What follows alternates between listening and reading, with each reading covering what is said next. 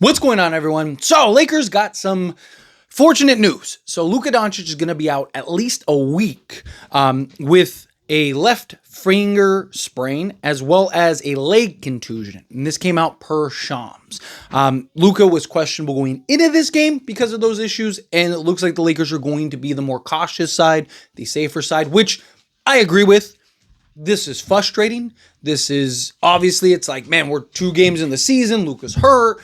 Right? It's like we need him to be right, but it's better safe than sorry. Right? This is something you give him a week, gets right, he'll be fine. He can kind of continue to play. You know, Luka's going to have games here and there that he's going to miss, but you don't want it this early in the season, especially when the Lakers are trying to kind of get into some rhythm, get into some flow. You don't have LeBron James for, probably another month or so, right? Because LeBron wants to take his time getting back into the swing of things. He's not supposed to return until mid-November at the earliest. So you're hoping, right, Lakers kind of get through these few games. Luka's going to miss probably 4 or 5 games. We'll touch on that here in a moment. Get through those games. At least tread water, ideally. If you miss 4 games, can you go 2-2 during that stretch? And we'll go over the teams and the games here in a minute. And then he comes back and we get back in the swing of things and we hit the ground running. That's the idea. That's the hope. Hopefully it's not something in a week he gets reevaluated and they're like, hey, let's push it another week. Unless the Lakers are good, right? Like if the Lakers say he misses 4 games, 5 games, and they go, they go, 3-2, right? Do the Lakers kind of take it game by game type thing? Or if, say 5 games, they're 4-1 during that stretch, right? Do they kind of go, okay, like let's still stay the cautious side? But also you got to keep in mind, Luka, I imagine he's going to want to play 65 games. I mean, the guy's putting up literally historic numbers every night. And I don't think that's going to change. I talked going into the season that I thought he was going to have an MVP level season, if not win the MVP. I believe wholeheartedly going into it that basically the MVP was his to lose. Right? As long as he plays 65 games, I believe he wins the MVP. He came out and started this season and kind of confirmed what I was talking about, or what my prediction was, that he was going to play so well, they were going to have to give him the MVP if he played the 65 games. So, does Luka care? Does he look at it as like, hey, I just want to win a championship, I care less about the MVP or anything like that? Or does he kind of like, hey, I want that SGA season, right? I want MVP, Western Conference MVP, and then the Finals MVP and all of that, right? So it's going to be interesting to see kind of Luka, does he kind of have that itch?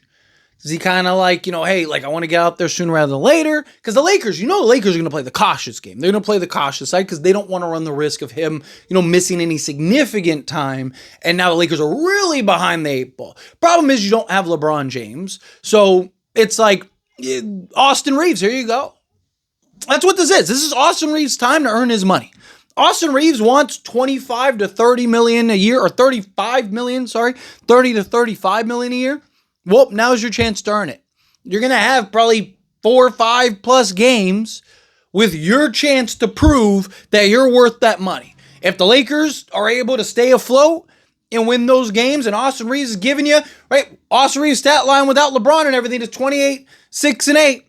Now's your chance to prove that. Now's your chance to prove that you are that type of player.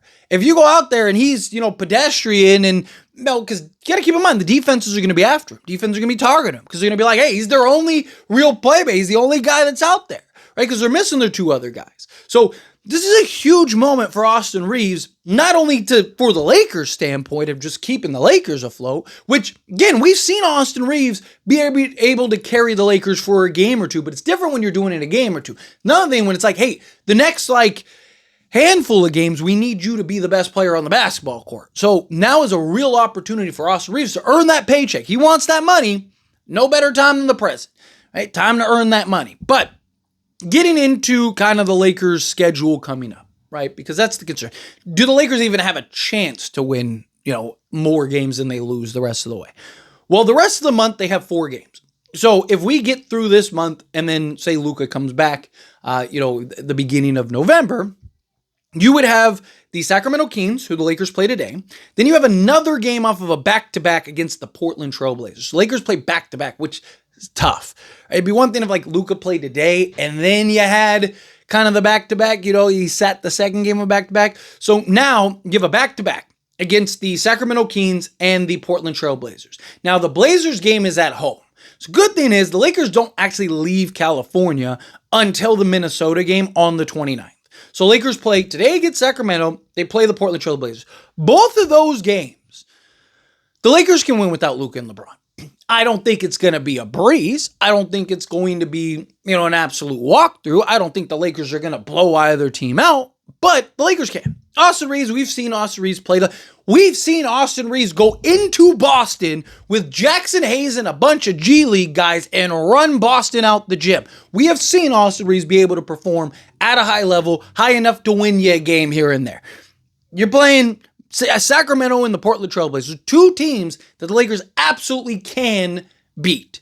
And if they win those games, that's huge, right? Because now you're 3-1.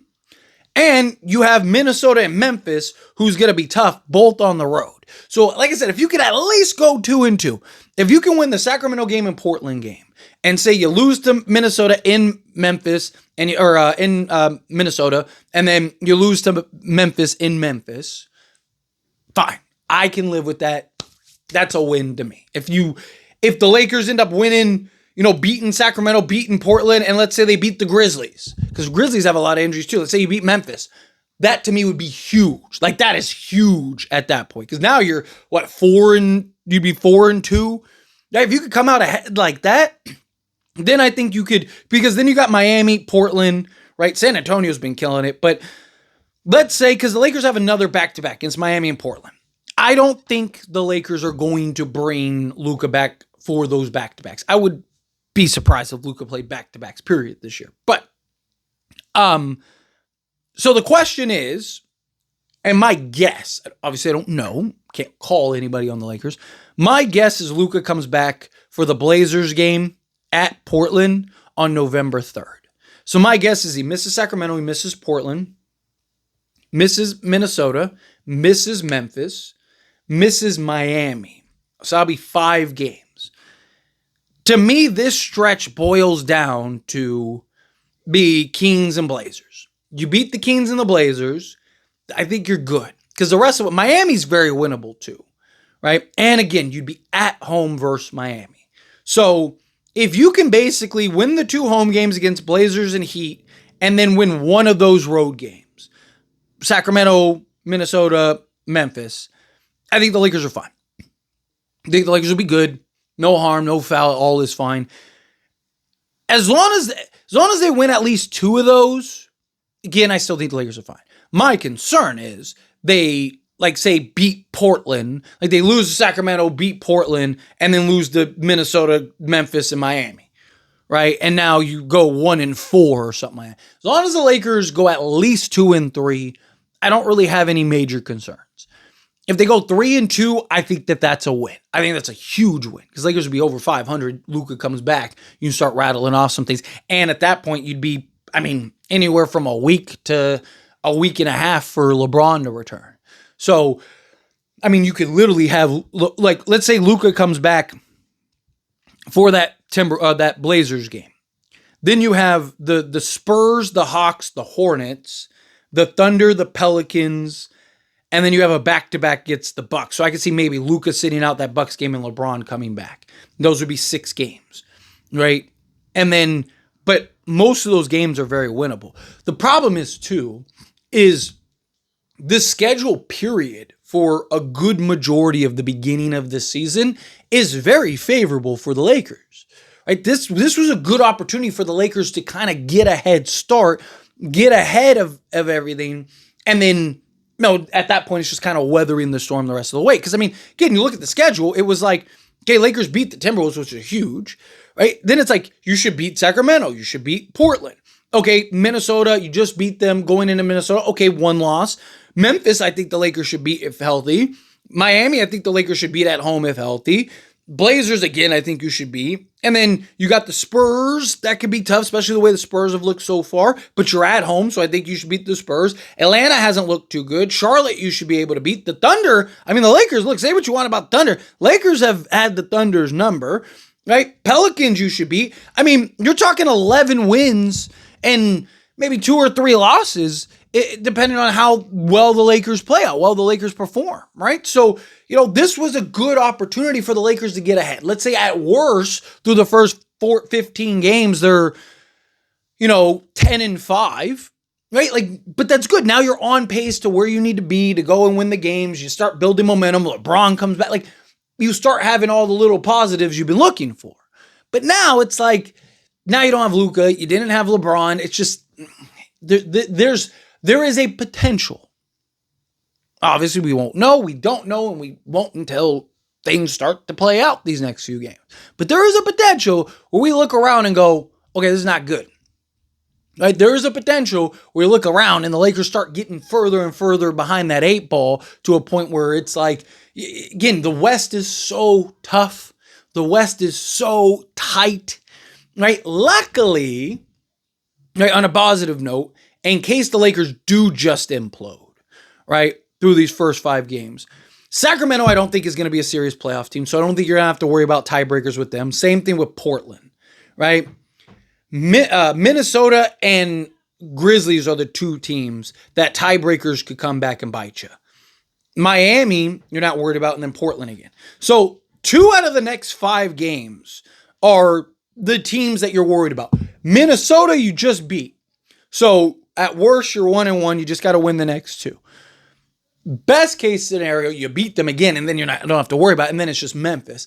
But I don't know where I don't know if you'll have to worry about Memphis with tiebreakers either. Minnesota might be the only team that you truly have to worry about, like, hey, we have to get this win because of tiebreaker purposes, right? So, I mean, if the Lakers win that, I think we're fine.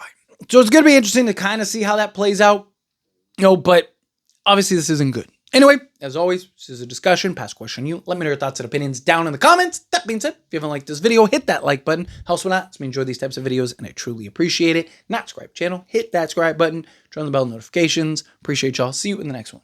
Thank you.